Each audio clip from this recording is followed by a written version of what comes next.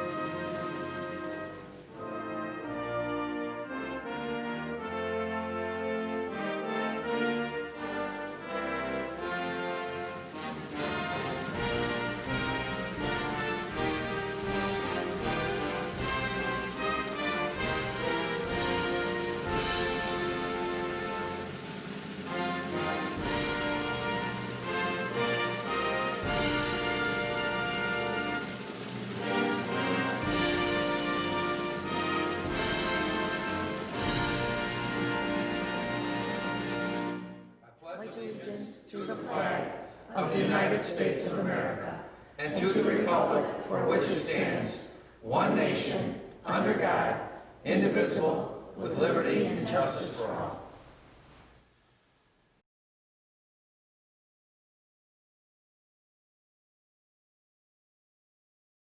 Thank you. Please be seated.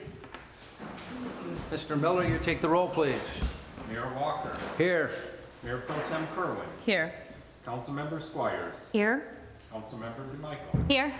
Councilmember Earl. Here. Councilmember Jacobs. Here. Councilmember Lynch. Here.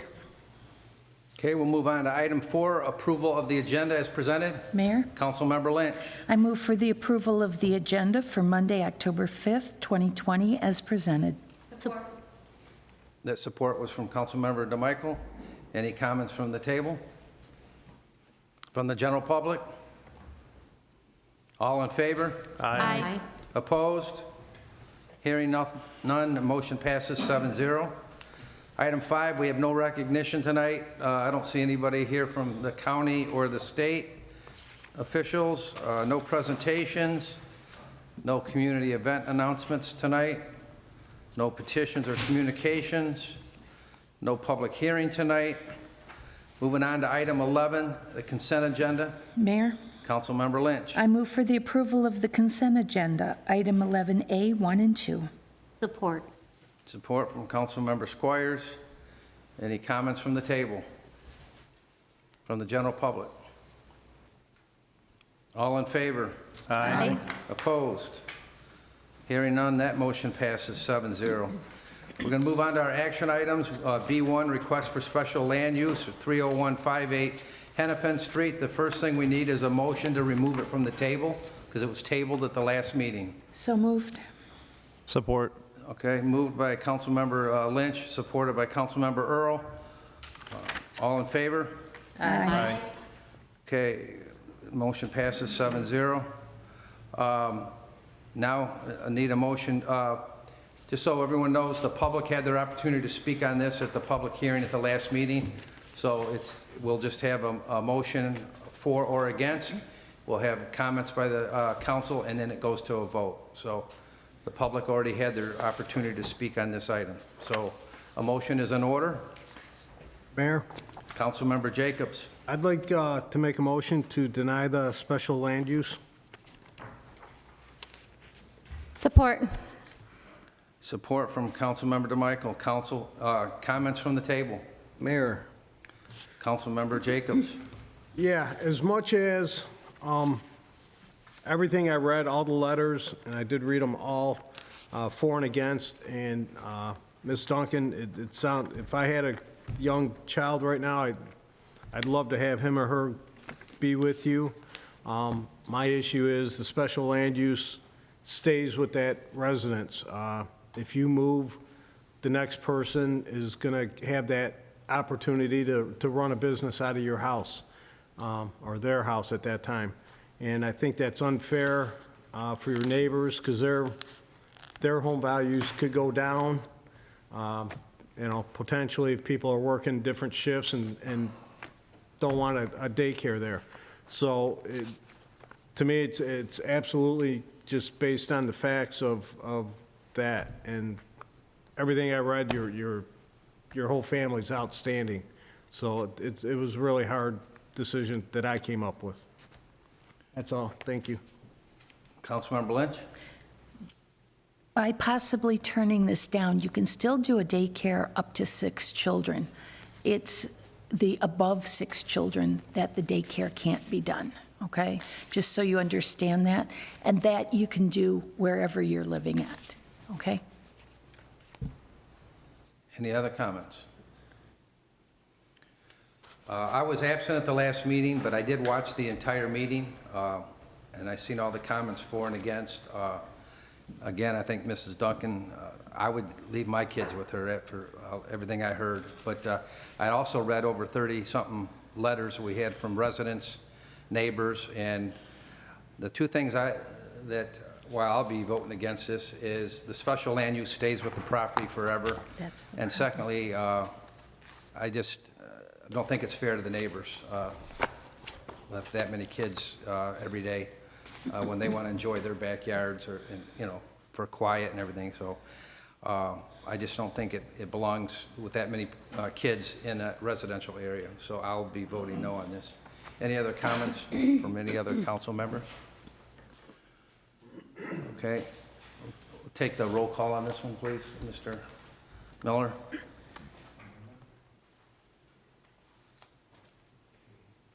The motion was by Jacobs to deny. The second was by Councilmember DeMichael. The next to vote is Councilmember Lynch, No. Councilmember Earl, I just want to clarify, what's the motion to deny it, correct? yes, Okay. So, okay. So a yes vote supports the motion. Okay, so that makes a difference. I wasn't expecting to be the next one up. Oh, I was okay. thinking about it, I'm sorry. thank you. So, So what's Councilmember Lynch? Aye for denying, okay. Aye. Councilmember Squires, Aye. Councilmember Kerwin, Aye. Councilmember Walker. Aye, so that motion to deny passes 7-0. Moving on to item 2, gatherings, policies, and application. Mr. Doherty. All right, thank you, Mayor. In your packet, you'll find policies and the application for anyone interested in hosting a parade, a walk, march, a rally, assembly, or anything similar within the city of Garden City. Several months ago, we requested the City Council to approve new rental policies for functions at Maplewood Center, of which you did. In the near future, we'll be requesting approval for new policies related to renting the park facilities and festivals and other special events. So tonight, we're asking for a different type of policy. So until now, the city has not had any rules on how to handle rallies or large gatherings, which is usually managed on a case-by-case basis. The biggest issue in dealing with rallies is that to be in compliance with individuals' right to freedom of speech, the city can name the place and time for an activity. So by way of this new policy, the two new areas that would be permitted to host a rally would be the front of City Hall, the lawn out front, as well as the corner of Middle Belt and Ford, known as the Commons. In addition, rallies must end 1 hour before sunset. While there would be no charge for groups gathering together for a rally, an application must be completed or the event would be shut down immediately. For parades, marches, and street closures, there'll be a fee assessed for staff time and barricades needed to close the streets. Also, for street closures, additional steps may be taken, including receiving approval from Wayne County if it is a county road to be used. So overall, the new policy makes the event organizer responsible for any damage caused because of their event. Meaning if you want to have a rally in the city of Garden City, you must complete an application. If you complete the application, you will be financially responsible for any damage caused by your event.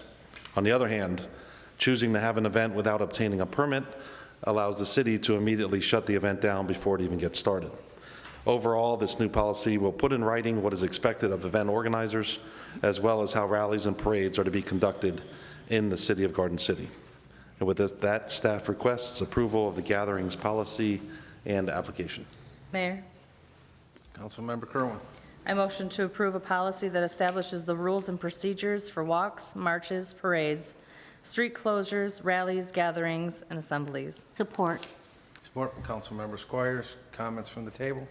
Mayor, just a quick Earl. clarification. So if somebody says, I'm going to have a rally on this day, and they come in and reserve the spot, they can say 12, 14 hours, or can we say you can have it for 2 hours, or how does that work? We can establish any time that we'd like. Then we wanted to specifically put in there ending before dark. As we see in other cities, some issues, once it gets dark, it gets a little weirder, freakier. So we can establish the place and the time. Certainly reasonable, and of course, as I mentioned, there's no charge for that, so we're open to any group that wants to come and put up signs and protest, but they have to just do it with us knowing who they are and have responsibility after the fact if there's any issues. So yes, we could establish time, but certainly we'd give them more than enough time to do their thing. Okay, thank you. I think it's a good policy for us to put in place if you look what's going on across America in a lot of cities, and hopefully that would never happen in Garden City, but it's great that we're going to have this policy in place. I think it's fantastic. Just Councilmember Lynch. Just a quick question. What would happen if there was what I'll call an organic gathering of people? Nothing that was planned prior to. Somebody decided they were going to protest themselves or something, and all of a sudden, cars just started filing in. Would we shut that down automatically, or would they be given the opportunity to register? If there's one person in charge with their identification at that moment willing to do it, but if it's more than one person, so if two people show up with signs just to get started, they will already be told that they need to leave at that point. Okay. We're not going to wait for Unless 200, one of- 300 to show up, so. Unless one of them decides that they're willing to put their Yeah, name sure, on it. absolutely, and Okay. that would be the way to go. And of course, a group, say they meet in front of City Hall, they cannot just go and start walking across the street, taking up the road, going down and turning it into a march. That event would end, immediately, because that's not what they applied for, so. Yeah, again, we'd be willing to have any group. We're not trying to keep people away. We're just saying, when you're here, just do the right thing, and we'll keep them on task. Thank you. Any other comments from the table, from the general public? All in favor? Aye. Aye. Opposed? Motion passes 7-0. This time, we'll move on to public comments for items that were not on the agenda. Anybody wishing to speak, please come up to the podium, state your name. There is a 3-minute time limit. This is your opportunity to make a comment or a statement. It's not the time to go back and forth with council members. Yes, sir. Yep, come pull up to the podium. Hello, council members, Mr. Mayor. My name is Darrell Anderson.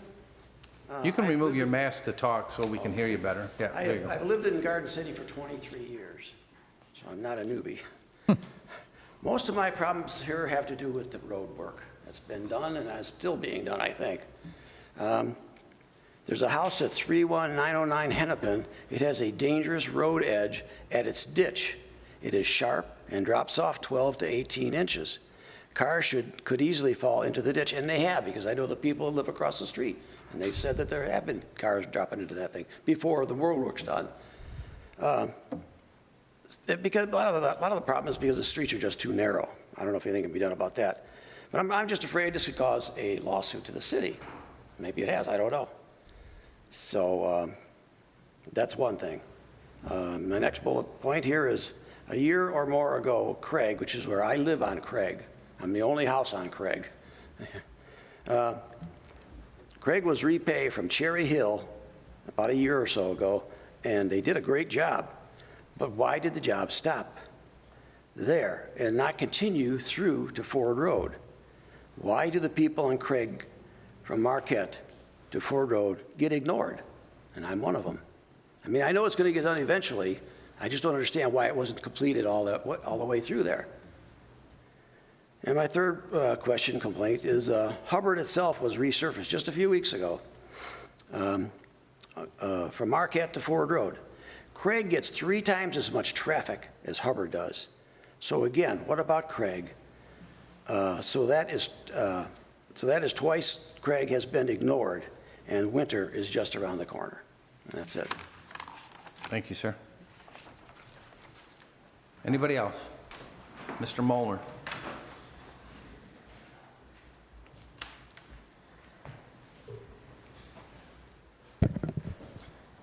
Glad I can pull this thing down a little bit. I brought up about 3 weeks ago about the house being tore down over on Arcola and Birchwood, and they had left 2 little portions. Well, that's been tore down anyway, but they left 2 little portions up there. That project's been going on a long time, and I don't understand what they're trying to do over there. They left old raggedy garage standing. Today, I noticed they run a gas line from Arcola up to the garage for some reason. Does anybody know what they're doing over on that building, on that house? That at one time they wanted to make a parking lot for the daycare. I'm not sure, but I thought that got turned down. But this is an ongoing project for months. I mean, when you guys gave a permit to tear a house down, do they have forever to finish the job?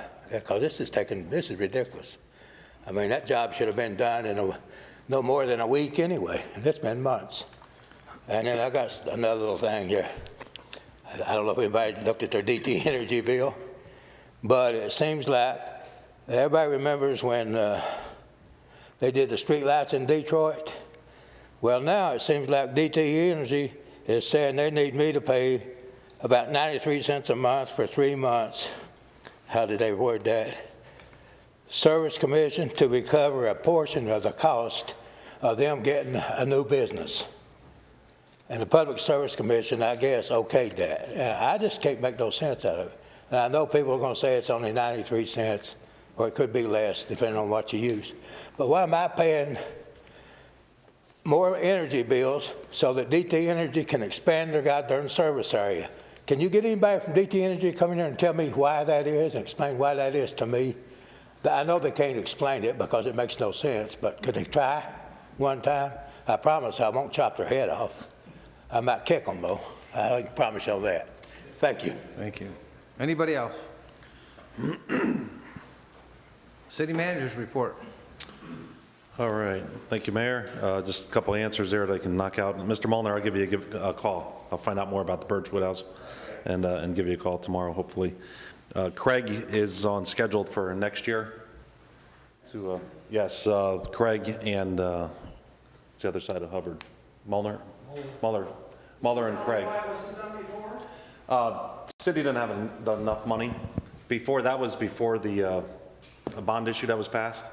The city can only do so much at a time, so it stopped at Marquette, that part of the road, and just sat, because then they did a little work on Hubbard the year after that. It's actually about 4 or 5 years now since Craig was done. Yeah, so that, yeah, so that's scheduled for next year at this point. So we'll definitely be done. Let's see, the couple points also, walking trail looks to be complete in City Park for those that haven't been down to see it. So that was an approval by the council 6 months ago, I guess at this point, 5 months ago, and that's fully complete. Looks wonderful. It'll last for a long time. It's much deeper than it was before in depth, so it should definitely last a lot longer. The other one lasted a decade or two, so we're looking great there. And also, people will notice sidewalks throughout our park system. There's sidewalks coming to City Park that are being lined up right now at this point. But if you go by most of our other parks, from Kiwanis Park to Manor Park, you'll see sidewalks that are coming in. So people can, at this point, I've been walking to our parks, and then it's grass. So if they're carrying any kind of groceries or anything down Cherry Hill, they have to walk across grass at this point. The sidewalk is coming, and Rotary Park has a sidewalk coming also. So something that probably should have been done decades ago for our city. Of kids walking in streets, just not good. So 2 great things there, walking trail and then sidewalks in the parks, looking good around the city. Thank you, Mayor.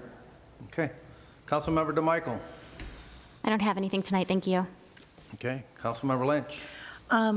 Other than asking if we could make sure that we check that dangerous edge Yes. that he was speaking about. 31909 Hennepin. Got it. Thank you. That's it, thank you. Okay. Councilmember Kerwin. Nothing tonight. Councilmember Jacobs. I have nothing tonight, thank you. Thank you. Councilmember Squires. I have nothing tonight either, thank you. Councilmember Earl. I have one thing, Mayor.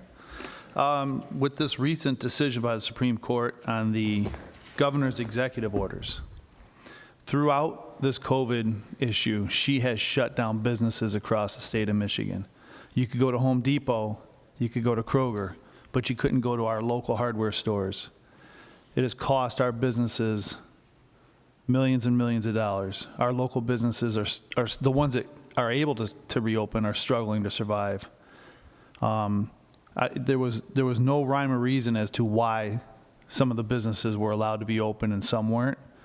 The further effect is our revenue sharing that we get back from the state, which is a big portion of our budget, has been adversely affected. A couple $100,000 this year already. Next year, I don't know what it's going to be. And so my question is, I'd like to know exactly how much it's cost us this year, what's our projections for next year. And I want to know, because I do know that the feds had given the state money for COVID relief. It wasn't the relief package that everybody got their check. It was a package to the state for COVID relief. And it specifically said for items related to the COVID issue. The state of Michigan kept that money. They didn't roll it down to the cities. I noticed that our highways have been continuously worked on throughout this whole thing. None of that was ever shut down, which I think was a campaign promise, right? But our local businesses, Planet Fitness was closed for 6 months. LA Fitness never even had a chance to open, and now they're way behind. I want to know what we can do, if we can do anything, to recoup the money that the state took away from our businesses and from our citizens. Thank you. Okay, thank you. Mr. Miller? Yes, good evening, Mr. Mayor, members of council. The only thing I have tonight is to, if you have your absentee ballot out, please remember to vote it, sign it, get it back to us as soon as possible so that we can receive it and get it prepared for tabulation.